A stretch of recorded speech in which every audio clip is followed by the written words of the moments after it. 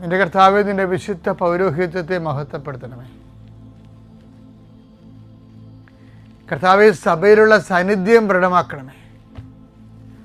39 വർഷം ഞാൻ അർപ്പിച്ച കൃപാന്റെ യുഗതിയാൽ കൃപാസനത്താറെ ജീവനോടെ പ്രത്യക്ഷപ്പെട്ട പരിശുദ്ധ അമ്മയുടെ മാധ്യസ്ഥത്താൽ ദൈവവേദലേ നീ അനുഗ്രഹിക്കപ്പെടട്ടെ. നിൻ്റെ കുടുംബം അനുഗ്രഹിക്കപ്പെടട്ടെ. നിൻ്റെ യാത്ര, നിൻ്റെ ചിന്തകൾ, നിൻ്റെ ആലോചനകൾ, നീ എടുക്കുന്ന തീരുമാനങ്ങൾ ദൈവവേദലേ കർത്താവ് നിന്നെ ആശീർവദിക്കട്ടെ. നീ ആരെ കോണ്ടാക്ട് ചെയ്യുന്നുവോ, ആരോട് ഫോണിൽ സംസാരിക്കുന്നുവോ, എവിടെ കൂടി നീ സഞ്ചരിക്കുന്നുവോ, എന്തിനു വേണ്ടി സഞ്ചരിക്കുന്നുവോ, നിൻ്റെ യാത്രകളെല്ലാം ലക്ഷ്യങ്ങളെല്ലാം കർത്താവ് അനുഗ്രഹിക്കട്ടെ. ഈശോ, കടകമ്പോളങ്ങൾ നടത്തുന്നവർ, ചെറിയ വ്യാപാര വ്യവസായങ്ങൾ നടത്തുന്നവർ, അതുകൊണ്ട് കുഞ്ഞുങ്ങളെ പഠിപ്പിക്കുന്നവരും കുടുംബം പോറ്റുന്നവരും അവർക്കുണ്ടാകുന്ന തടസ്സങ്ങൾ യേശുവിൻ്റെ നാമത്തിൽ ഞാൻ ബന്ധിക്കുന്നു.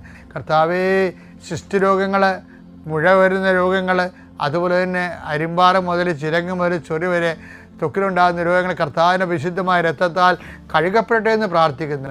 എൻ്റെ കർത്താവിൻ്റെ ഉന്നതമായ നാമത്തിൽ, സഭയുടെ അധികാരത്തിൽ, കുരിശിൻ്റെ അടയാളത്തിൽ ഇന്ന് നിൻ്റെ യാത്രകൾ, ഇന്ന് നിൻ്റെ ചിന്തകൾ, നിൻ്റെ സംസാരങ്ങൾ, നിൻ്റെ ചെയ്തികൾ, നിൻ്റെ എഴുത്തുകൾ, തീരുമാനങ്ങൾ കർത്താവ് ആശീർവദിക്കട്ടെ.